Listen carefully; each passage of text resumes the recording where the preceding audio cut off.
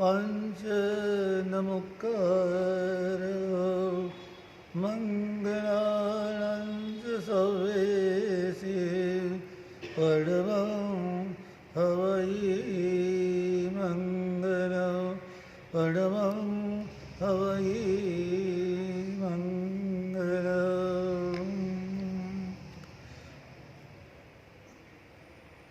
जैसे हम सुन रहे हैं कि नवकार हमारा महान मंत्र है। पहले ध्यान में रखें कि मंत्र शब्द का अर्थ क्या है।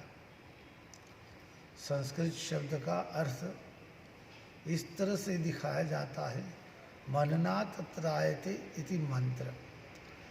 जो मनन करने से बार बार इसको अंदर से उच्चारण करने से एक शक्ति पैदा होती है, ऊर्जा पैदा होती है और वो ऊर्जा के कारण हमारा रक्षण होता है।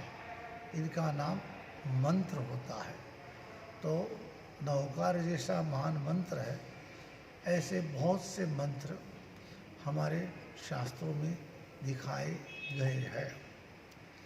लेकिन मंत्रों की साधना कोई विशेष दिन में करे तो वो ज़्यादा फलदायी होता है। जैसे आम कभी भी मिल पाता है, लेकिन लोग कहते हैं कि गर्मी के सीज़न में आम की मज़ा अलग ही है।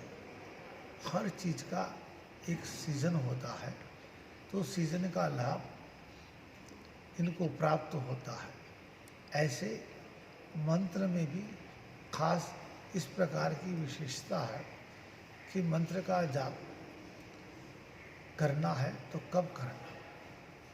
अनेक विधानों के साथ में एक संभवतः ऐसा दिखाया गया है कि कोई भी मंत्र की आराधना कर लीजिए तो पुष्य नक्षत्र बहुत बड़ा अच्छा नक्षत्र है। अब नक्षत्र का मतलब ये है कि ऐसे तो नक्षत्र हरदम आकाश में रहता है, लेकिन जिस दिन चंद्रमा का भ्रमण उस नक्षत्र में होता है तब उन दिन को वो नक्षत्र कहा जाता है। जैसे आज के दिन पुष्य नक्षत्र है, आज सुबह से शुरू हो गया है, तो इनका मतलब ये है कि आज चंद्र पुष्य नक्षत्र में आया हुआ है। करीब 28 या 30 दिनों के बीच एक दफ़े एक दिन के लिए या सवा दिन के लिए ऐसा नक्षत्र आता है। तो आज पुष्य नक्षत्र है और इसमें भी पुष्य नक्षत्र में भी जब गुरुवार का योग बनता है तो गुरु पुष्य नक्षत्र बनता है। और गुरु पुष्य नक्षत्र बहुत बड़ा सिद्धि का योग होता है। लोगों की ये भी धारणा है कि तुमने यदि गुरु पुष्य नक्षत्र में सोने का खरीदी कर लिया तो बहुत अच्छा होता है। इनका मतलब वहाँ तक बताते कि आपकी स्थिति आर्थिक ऐसी बढ़ जाती है कि वो सोना आपको कभी भी बेचने का समय नहीं आता है। तो ऐसी मान्यता ये है। हमारे धर्म के हिसाब से अलग अलग तीर्थंकर परमात्मा के अलग अलग नक्षत्रों में जन्म होता है। जैसे आपका भी होगा तो आपका भी नक्षत्र कोई न कोई राशि में हुआ होगा ही। तो राशि को तो आप जानते हैं, लेकिन राशि से भी सूक्ष्म होता है नक्षत्र। एक राशि में 2.25 नक्षत्र आ जाते हैं। तो उसमें आज चंद्र पुष्य नक्षत्र में आया हुआ है और कल सुबह सूर्योदय से गुरुवार होगा, तो गुरुवार रहेगा और पुष्य नक्षत्र होगा। लेकिन कल सुबह करीब 7:15 के करीब करीब पुष्य नक्षत्र चला जाएगा और आश्लेषा नक्षत्र आएगा। तो इनका मतलब ये है कि कल सुबह का जो अमर सिद्धि योग है वो सुबह 7:20 बजे तक ही रहेगा और वो होगा शुरू सूर्योदय से। तो इस समय के बीच में अधिक से अधिक आराधना करनी चाहिए। ये आराधना का फल रहेगा। हमने आपको आगे भी कहा है कि हम लोग कमला विद्या पूजन कराते थे, तो गुरु पुष्य नक्षत्र में ओम श्री ह्रीं क्लीं महालक्ष्मी नमः, फिर से बता रहा हूँ, ओम श्री क्लीं महालक्ष्मी नमः, ओम श्री ह्रीं क्लीं महालक्ष्मी नमः। तो इस प्रकार का जाप आप सूर्योदय से या थोड़ी इनके पहले से भी शुरू कर दे तो 7 बजे तक कल ऐसा जाप करने का बहुत बहुत बड़ा योग है। कर पाएंगे, धन्य बन जाएंगे। और भी किसी को जाप करना है तो उस समय में नौकार मंत्र का जाप भी बहुत अच्छी तरह से किया जाता है। तो ये जाप अवश्य करना और अपने मन में कहना कि यदि परमात्मा की कृपा से मेरे पूर्व के पुण्योदय से यदि लक्ष्मी मेरे को मिलती है तो सद्मार्ग में जाएगी। मैं इनका मालिक नहीं बनूंगा, लेकिन मैं इनका रखवाल बनूंगा, मैं इनका ट्रस्टी बनूंगा और इनका सत्कार्य में उपयोग होगा। तो बराबर ध्यान में रहें और इसकी आराधना करें। ऐसे ऐसे अनेकानेक नक्षत्र के अनेक सुंदर कार्य है, लेकिन आज आपको खाली इशारा किया है कौन से नक्षत्र में क्या कार्य करना। इनकी भारतीय परंपरा में बहुत बड़ी महत्ता है।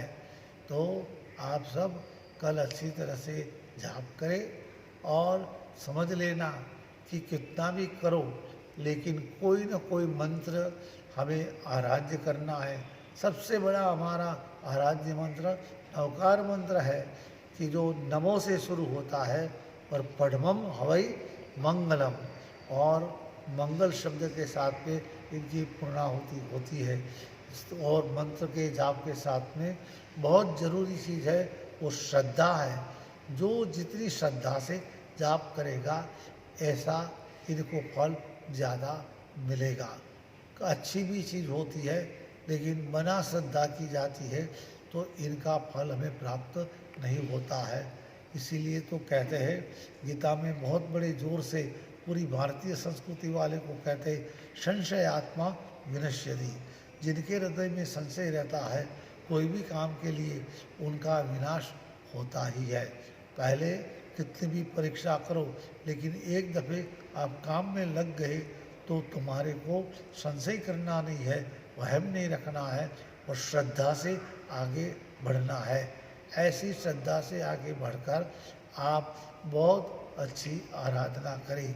जैसे आप लोगों को दूसरे मैसेज के द्वारा भी मालूम था कि हमारे आचार्य है पितरागेश्वरी, इन्होंने एक पीठिका का प्रारंभ किया था।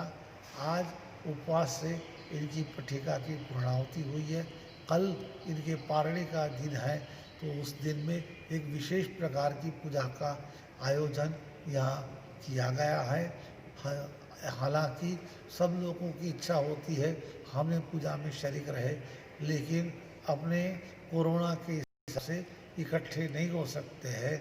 तो ये पूजा खुद कुछ ही आदमियों के बीच में की जाएगी और इनका बहुत बड़ा अच्छा लाभ मिलेगा। लेकिन बात यह है कि श्रद्धा और एकाग्रता, शास्त्रकार कहते हैं कि सफलता रूप जो प्लेन है इनको 2 पांख है, 2 विंग्स, एक तो श्रद्धा और एक तो एकाग्रता।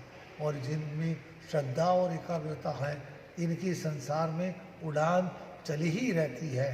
तो आप सब लोगों को मंगलमय आशीर्वाद देते हैं और वो आशीर्वाद भी आज ऐसे दिन में देते हैं कि जब गुरु महाराज का आज का दिन जन्मदिन है। आपको कल सुबह सुनने में मिलेगा, लेकिन बहुत अच्छे दिन में आपको आशीर्वाद पहुँचाया जाता है कि आप कैसे भी करके सुंदर समय का उपयोग करें। कितने लोग सोचते हैं कि उस समय में मैंने कर लिया होता तो बहुत अच्छा होता, और समय जाने के बाद में वो पछताता है। तो कहना पड़ता है लोगों को, अब पछताए क्या होते हैं, जब चिड़िया चुग गई खेत है। इसीलिए पीछे से पछताना नहीं पड़े, इनके लिए जीवन में अच्छा मंत्र का ध्यान देना और अच्छी आराधना करना। ये पुष्य नक्षत्र धर्मनाथ भगवान का जन्म नक्षत्र है, तो धर्मनाथ भगवान की भी अच्छी आराधना की जाए और अपनी आत्मा को सभी प्रकार से दुख और दर्द से मिटाने का तरीका आया है। बहुत अच्छी तरह से आराधना करें, आशीर्वाद पाए और परम मंगलमय करें।